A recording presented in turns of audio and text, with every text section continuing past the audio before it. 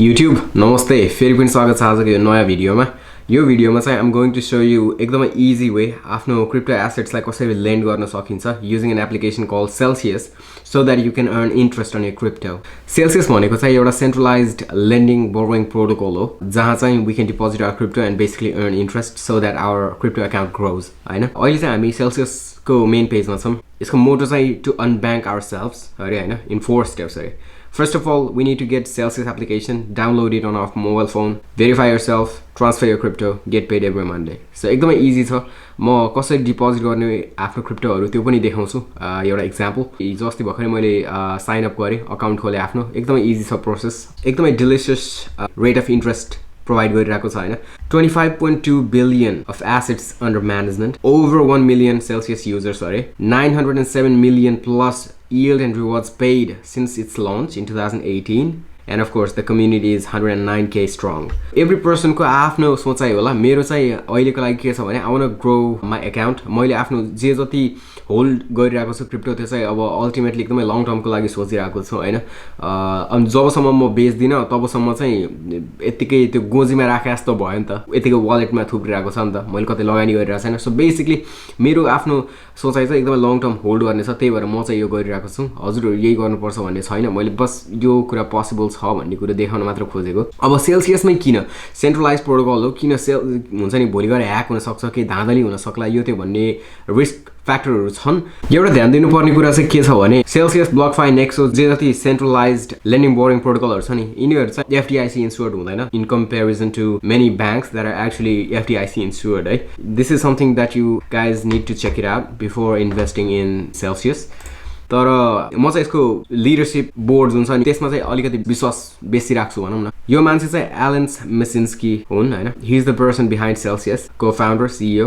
अब कुरा आउँछ why should we lend our crypto to Celsius. For example Alan Mashinsky को बारेमा एकछिन कुरा गरौँ है. He is a serial entrepreneur. He has done some remarkable works in his career. He was the founder of Arbinet and Transit Wireless हैन. Both of the companies I think they were top 10 venture companies in its time भनौं न. तर well नोन चाहिँ मान्छे के को लागि छ भने voice over IP. Basically it's a technology for delivering voice communication over the internet. He is also authored about 50 patents that cover aspects of VoIP, smart grid, ad exchanges, Groupon, Twitter, Skype, Netflix, and many more top performing web companies got quite a track record. यो video एकैछिनको लागि हेरौँ है. So let's talk about the Celsius network and your philosophy behind that, because that really kind of stemmed from the financial crisis, right? Sure, yeah. So it's really a very simple idea. So you get paid, right? You put your money in a bank account.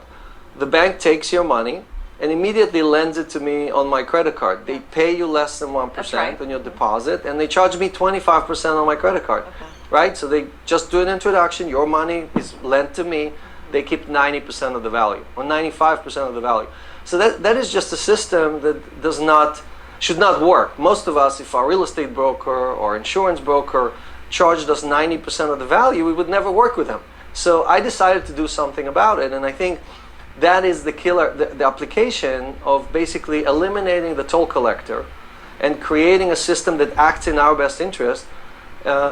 Is the purpose of the blockchain. It's the purpose of cryptocurrency. अब कुरा आउँछ why Celsius. म चाहिँ अब easily I could have put my crypto in curve हैन. तर it's not that हुन्छ नि one is superior over other. I mean technologically yes, decentralized finance is superior, but at the same time necessarily Celsius I don't think it's a bad company हैन. जहाँ चाहिँ आफ्नो crypto at least I'm willing to entrust.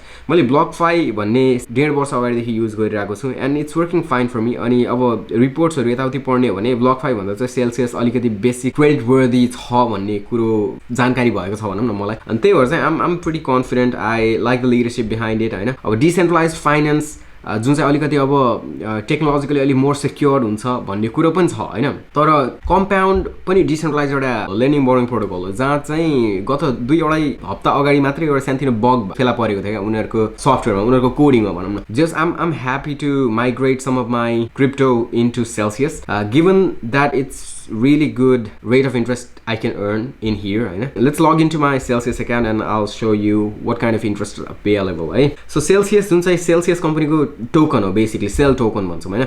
So cell token मा 4.86% पाउन सकिन्छ. यदि मैले आफ्नो exchange को account बाट Cardano मैले यहाँ deposit गर्ने हो भने 4% annual percentage yield gain गर्न सक्छु मैले हैन. Chainlink 3%. जस्ट धेरै अप्सन्सहरु छ क्या, जुन चाहिँ BlockFi मा छैन यति धेरै अप्सनहरु हुन्छ नि. मेरो आँखा चाहिँ कहाँ गएको हो भने Matic मा क्या. Matic मा 10.5% APY. This is dope. I'm bullish on Matic, you guys all know. I'm thinking to hold Matic for a very long time. त्यही भएर यतिकै एक्सचेन्ज को वालेट मा बस्ने भन्दा म चाहिँ यहाँ लगानी गर्छु Celsius मा, इजी तरिकामा. अब यतिखेर चाहिँ म आफ्नो Coinbase वालेट बाट Celsius मा आफ्नो Matic हरु डिपोजिट गर्छु है त.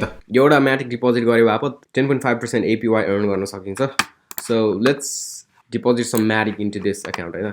सुरुमा सेफ्टी पर्पस को लागि चाहिँ म के गर्छु भने थोरै मात्र Matic यसमा डिपोजिट गर्छु अनि as it safely arrives here, it's going to give me confidence that okay, everything is fine and I can put more of the Matic भनेर भनौँ न. So के भन्छ यसले, only transfer Matic to this account using Ethereum blockchain. Sending any other digital asset to this specific address or using any third party blockchain will result in permanent loss. So हामीसँग basically address छ. Address हामी copy गरौँ. Coinbase मा जाम, जुन चाहिँ मेरो one of the portfolios हो यो हैन.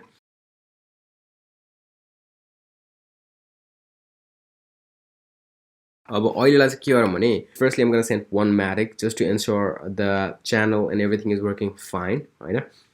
एकैचोटी चाहिँ सबै Matic यहाँ हाल्नु भनेको अलिकति रिस्की हो. मैले नेटवर्क फी तिर्नु पर्छ आफ्नो ठाउँमा छ, बट देन अब यो भिडियो हेर्नेहरुको लागि पनि अलिकति भ्यालुएबल होस् नि त. So I'm willing to sacrifice दुईटा Matic. So let's go and send it. 847 confirm. Okay, this transaction usually takes about 10 minutes, less than 10 minutes it says. One Matic sent to my address in here. Let's see when it arrives either. Okay, so I just got this email and Celsius has received my fund, which is ensuring that everything is running fine and but total opportunity cost चाहिँ मेरो यहाँ एउटा Matic को सट्टा तीनटा Matic भयो because दुईटा Matic त मैले अब नेटवर्क फी नै तिरे हैन. That's alright, it's okay. I'm totally fine with it. Let's go ahead and let's send everything now either. So what I'm gonna do is I'm gonna go to Matic again. Done. I'm gonna send all the Matic, send all, which is 422 Matic, and then I'm sending it to the same wallet again. Receive, view, and copy address. Just यो चाहिँ एकदमै important step हो है. यो एड्रेसमा आफ्नो Matic मात्र पठाउनु होला, अथवा यदि इथेरियम पठाइराख्नु भएको छ भने दिएको एड्रेसमा इथेरियम मात्र पठाउनु होला है. यो चाहिँ कस्तो भन्दाखेरि पोलिगनको सट्टा अब यहाँ इथेरियम, यो एड्रेसमा इथेरियम पठाउनु खोज्नु भनेको त्यो भनेको अब एउटा फुटपाथमा चाहिँ ट्रक चलाउनु जस्तो हो क्या. फुटपाथ ट्रकको लागि बनेकै हैन नि त हैन. त्यो कारण हो. त्यही भएर पोलिगन यदि स्ट्रिक्टली यसमा सेन्ड गरिरहेको छ भने स्ट्रिक्टली पोलिगन मात्र चुज गर्नु होला सेन्ड गर्दाखेरि अर्को वालेटबाट है. Okay, now let's send the remaining Matic tokens to our Celsius wallet. Right, 017 confirm, and there we go. All of the Matic from Coinbase exchange has been transferred to my Matic account in Celsius. Okay, यहाँ यो ध्यान दिनुपर्ने कुरा के छ भने you have two options है. When you deposit your crypto, जस्तो मैले अहिले भर्खरै Matic deposit गरेँ हैन. When I deposit Matic, I want to be able to earn in Matic. If I deposit Bitcoin, I want to be able to earn in Bitcoin. मलाई चाहिँ Celsius token चाहिएको छैन. जसको भनाइ चाहिँ के हो भने बेसिकली मैले Matic deposit गरे पनि I can choose whether to earn in Celsius अथवा Polygon मै Matic मै earn गर्न पनि पाए हैन. जुन चाहिँ म अहिले यसलाई अफ गरेर Celsius token लाई अफ गरेर म Polygon Matic मै I want to be able to earn. अब कुरो के आउँछ भने Celsius token कुरा आइहाल्यो. Celsius token को बारेमा हल्का फुल्का छौं है त. Celsius को आफ्नै टोकन जुन सेल टोकन हो, त्यो टोकन को प्राइस अहिले लगभग $5.5 मा झुन्डिरहेको छ हैन. यदि मैले Celsius मा अर्न गर्ने हो भने 10.5% APY मैले एभ्री वीक अर्न गरिरहेको छु भने Celsius टोकनहरु एक्युमुलेट हुँदै जान्छ नि त हैन. अब यति धेरै Celsius टोकन चाहिँ आफूसँग हुने अनि भोलि गएर अहिले जुन $5 छ अनि भोलि गएर त्यो बढ्दै नबढ्ने भयो भने चाहिँ अलि बर्बाद हुन्छ नि त हैन. तर मलाई जहाँ कि थाहा छ Matic मैले हाले भने चाहिँ Matic मै अर्न गर्ने हो भने Matic थपिदै जान्छ मेरो अकाउन्टमा अनि बेसिकली माथिको भाउ भोलि बढ्छ त्यो त म बुलिश छु तर म सेल्सियसको टोकन के हुन्छ मलाई थाहा छैन हैन अब एउटा दुईटा के हुन्छ भने सेल्सियसको टोकनको सायद फिक्स्ड सप्लाई छ जस्तो लाग्छ मलाई ओके यसको पनि फिक्स्ड सप्लाई छ यदि सप्लाई फिक्स्ड छ अनि मार्केटमा डिमान्ड धेरै भयो भने त्यही अनुसारले प्राइस बेसिकली बढ्छ भन्ने कुरो अब सिम्पल इकोनोमिक्स भयो हैन तर डिमान्ड कहाँबाट आउँछ त अब हैन जसले चाहिँ सेल्सियसको प्राइस भोलि गएर पोटेन्शियली पुश गर्न सक्ला सेल्सियस आफैमा चाहिँ आफ्नो टोकनको बायर जस्तो लाग्छ है मलाई चाहिँ किन भन्दाखेरि मैले यदि सेल टोकनमा अर्न गर्ने अप्सन चुज गरेको थिएँ भने अनि म जस्तो अधिकांश धेरै मान्छेहरूले सेल टोकनमा अर्न गर्ने अप्सन्स राख्नु भएको छ भने हामी जस्तो यति धेरै इन्भेस्टरहरूलाई उनीहरूले सेल्सियसमा त पे गर्नु पर्यो नि त सो बेसिकली उनीहरूलाई अनि सेल्सियस कहाँबाट पाउने त भन्दाखेरि एक्सचेन्जहरूबाट आफैले किनेर अनि हामीलाई पे गर्नु पर्यो बेसिकली हैन सो त्यो हल्का कसरी काम गर्छ मलाई थाहा छैन हैन but then I mean this is basically a speculation I made So this is basically how you transfer your crypto into Celsius. I'll keep on updating how this will work out in the long term. Every Monday pay गर्छ भनेको छ हैन अनि I'll keep you updated every now and then भरे भोलिको future videos मा हैन अनि if this is something you're interested into I'll link एउटा referral link हैन down in the description section.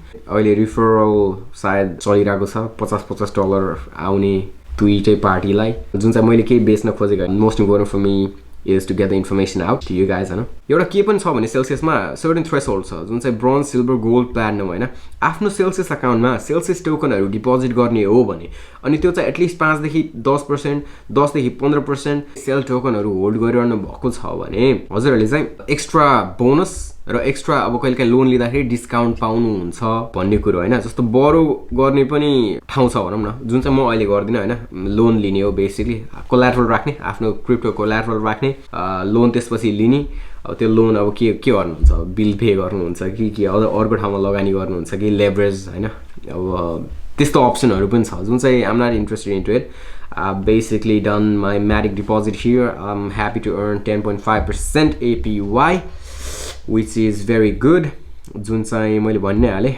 यहाँ पनि गर्न मिल्थ्यो but then 3.6% मा 2% गयो 4% हैन so basically 4% earn गर्नुभन्दा I prefer to earn 10% with Celsius with that extra risk I'm willing to take okay so with all this being said आजको लागि छुट्यौं विजय दशमीको सबैलाई धेरै धेरै धेरै शुभकामना नमस्ते